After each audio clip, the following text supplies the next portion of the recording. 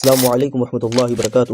دوستو، آپ لوگوں کے اصرار کی وجہ سے یہ ویڈیو بنانی پڑ رہی ہے، تاکہ ابھی حالیہ دنوں میں یہ بات سامنے آئی کہ ہم لوگوں نے جب یہ کہا کہ شیعہ جو ہے صحابہ کے گستاخ ہوتے ہیں، صحابہ کی اوپر اولان تان کرتے ہیں، اور خامنائی بھی جو ہے اسی طریقے سے تھا، تو لوگوں نے کہا نہیں، خامنائی ایسا نہیں تھا، بلکہ خمینی نے صحابہ کی گستاخی کی ہوئی ہے اور ان کے بارے میں اس طریقے سے باتیں لکھی ہوئی ہے، جو ہے فتوے دکھائے جا رہے ہیں، ایک ویڈیو ہے اس کی نشر کی جا رہی ہے، شیئر کی جا رہی ہے ہر جگہ، اور کہا جا رہا ہے کہ دیکھو اس میں خامنائی نے یہ فتویٰ دیا ہے کہ صحابہ کی گستاخی کرنا حرام ہے۔ تو میرے ذہن میں یہ سوال دوڑا کہ ایسا کیسے ہو سکتا ہے کتا ہو اور کتے کی دم جو ہے ترچھی نہ ہو، اور اسی طریقے سے شیعہ ہو اور صحابہ کا بغض اس کے دل میں نہ ہو؟ ایسا ممکن نہیں ہے۔ کتے کی دم اگر وہ کتا ہے تو سیدھی نہیں ہو سکتی، اور اگر وہ شیعہ ہے تو اس کے دل میں صحابہ کا احترام نہیں ہو سکتا۔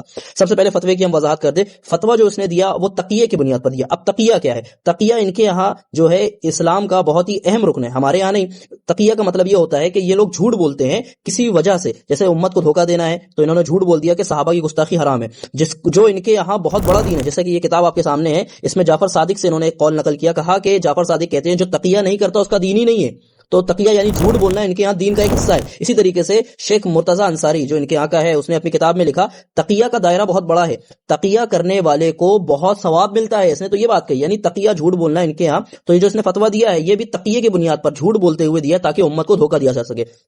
اب آئیے، علی خامنائی نے صحابہ کی گستاخی کی ہے کہ نہیں؟ دیکھیے آپ کے سامنے علی خامنائی کی کتاب ہے الخواص واللحظۃ المصریہ، اس کے صفحہ نمبر 58 پر اس نے صحابہ کی 3 طرح سے بدترین گستاخی کی ہے۔ صفحہ نمبر 58 پر 3 طرح سے گستاخی کی ہے۔ سب سے پہلے اس نے جو کہا کہ نبی کی وفات کے بعد جو ہے حضرت علی تنہا ہو گئے، اکیلے ہو گئے، اور حضرت علی کی کسی نے مدد نہیں کی، صرف حضرت فاطمہ نے مدد کی، اور باقی تمام صحابہ وقت تکالیب علیہ الجمع، سارے صحابہ نعوذ باللہ خلافت پر کتوں کی طرح ٹوٹ پڑے۔ یہ صفحہ نمبر 58 پر اس نے پہلی گستاخی کی۔ دوسری گستاخی اسی لائن کے آگے اس نے کی صحابہ اکرام کی، کہا کہ نبی کی وفات کے بعد صحابہ 2 گروہ میں بٹ گئے، ایک وہ جو جاہل تھے، یعنی جن کو حضرت علی کا حق پتہ نہیں چلا، وہ جاہل تھے، اور دوسرا جو ہے صحابہ اکرام وہ بچے جو منافق تھے اور حضرت علی سے حسد کرنے والے یعنی جلنے والے تھے، نعوذ باللہ من ذالک۔ یہاں پر اس نے صحابہ اکرام کو جاہل بھی کہا، منافق بھی کہا، اور حسد کرنے والا حاسد بھی کہا۔ اسی طریقے سے اسی کتاب کے آپ صفحہ نمبر 58 پر ہی آپ آ جائیں، تیسری گستاخی اس نے بہت ہی بدترین طریقے کی، کہا کہ نبی کی وفات کے بعد علی نے اکیلے نبی کو غسل دیا اور تجہیز و تکفین کی، اور باقی صحابہ، اچھا باقی صحابہ سے مراد اس کی یہاں پر جو ہے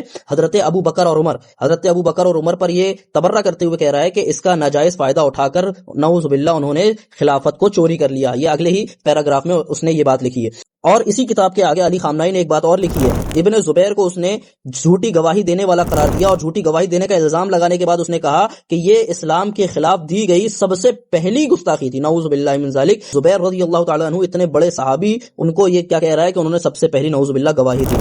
الخواص جو اس کی کتاب ہے، اس میں اسی طریقے سے آدھے درجن سے زیادہ گستاخیاں ایسی ہیں جو اس نے صحابہ اکرام کے خلاف کی ہے، جو ہم یہاں ذکر بھی نہیں کر سکتے۔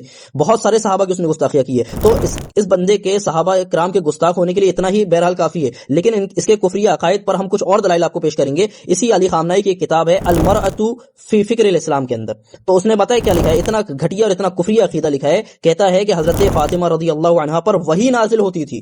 یہ دیکھیں آپ کے سامنے اس کا صفحہ نمبر 16 کہتا ہے کہ حضرت فاطمہ پر وحی نازل ہوتی تھی اور فرشتے نازل ہوتے تھے، وحی آتی تھی اور فرشتے نازل ہوتے تھے۔ تو اب اس کے بارے میں آپ کیا کہیں گے، یہ کفری عقیدہ ہے یا نہیں؟ اس کے علاوہ بھی علی خامنائی کا تعلق شیعہ فرقے کے اثناء عشریہ سے تعلق ہے۔ علی خامنائی نے کبھی بھی اپنے آپ کو اس فرقے سے الگ نہیں کہا، نہ ہی اس فرقے کا رد کیا۔ فرقے کا عقیدہ قرآن کے بارے میں کیا، جس فرقے کا علی خامنائی تھا اور جس فرقے پر وہ زندگی پر قائم رہا اور اسی فرقے پر مر کر گیا، اس کا قرآن کے بارے میں عقیدہ یہ ہے کہ قرآن کو بدل دیا گیا۔ اب اس کی دلائل کیا ہیں، چلے ہم دلیل بھی بتا دیتے ہیں آپ کو، ہم نے کوئی اپنے ہوا ہوائی بات نہیں کی، ہم صحیح بات آپ کو بتا رہے ہیں، حق بات بتا رہے ہیں۔ یہ اصول کافی ہے، تو اصول کافی کے بارے میں پہلے سمجھ لیں اصول کافی کیسی کتاب ہے۔ جیسے ہمارے یہاں صحیح ستہ، صحیح بخاری، مسلم، ابو داؤد، ترمذی، نسائی، یہ کتابیں ہیں، اسی طریقے سے ان کے یہاں کتب الاربعہ ہیں۔ کتب الاربعہ جو ان کے یہاں سب سے بہترین اور سب سے یعنی اچھی کتاب جو مانی جاتی ہے، یہ کتب الاربعہ ہے، اس میں سے اصول کافی ایک ہے، بلکہ اصول کافی سب سے اوپر ہے۔